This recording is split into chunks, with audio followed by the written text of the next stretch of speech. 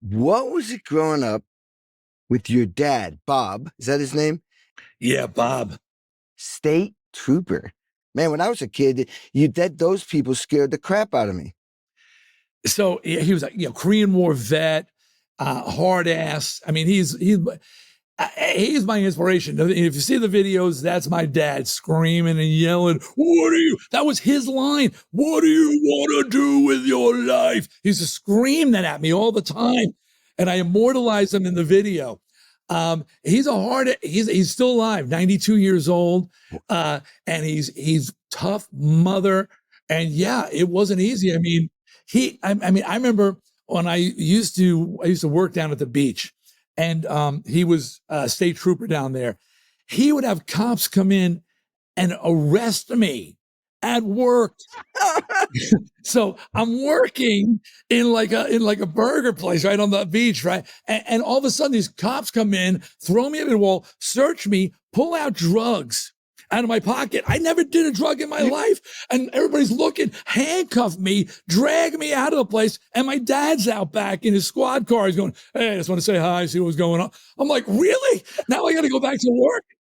Explain. I just got arrested.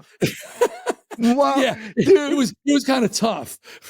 Is he one of your parents is Ukrainian, right? Yeah, my dad. Yeah. See, my grandfather came from Ukraine, so I got that in me. Yeah, saying that, you know what? Those are tough mofos. They came out of a country and they fought their way, and boy, they appreciated coming here. I'll tell you that. Yeah, you come out of a country where people are shooting at you. I mean, you see what's going on right now in the Ukraine. This has been going on for centuries. These poor people have been dealing with this occupation, particularly by Russia, for centuries and fighting for their independence and their freedom. Yeah, it definitely makes you tough. So weird, man.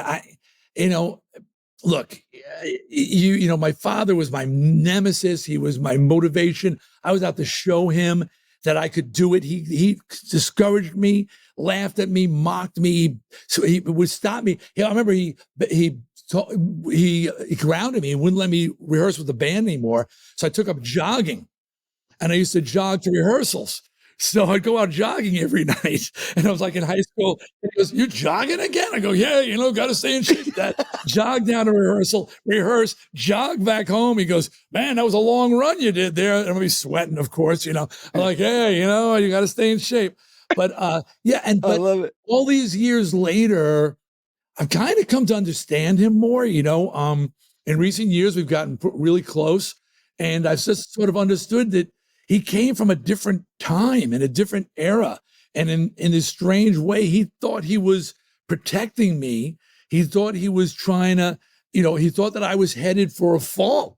I remember him saying, "Dreams don't come true." He would scream at me, and he came from the Depression, and he grew up with that, dreams don't come true mentality. That's not the real world.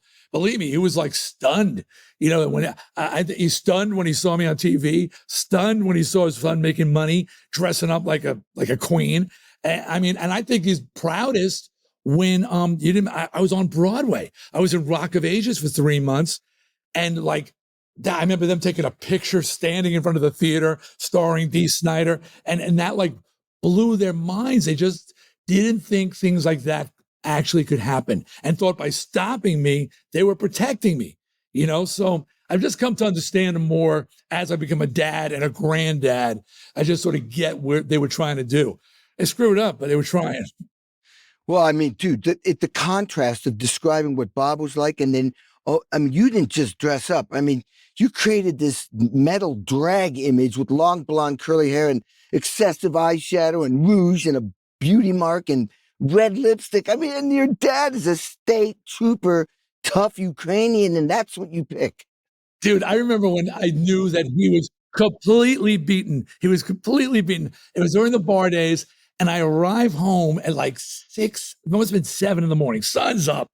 And it was, I got arrested wearing full stage clothes before I was famous, and that was a rough night in jail.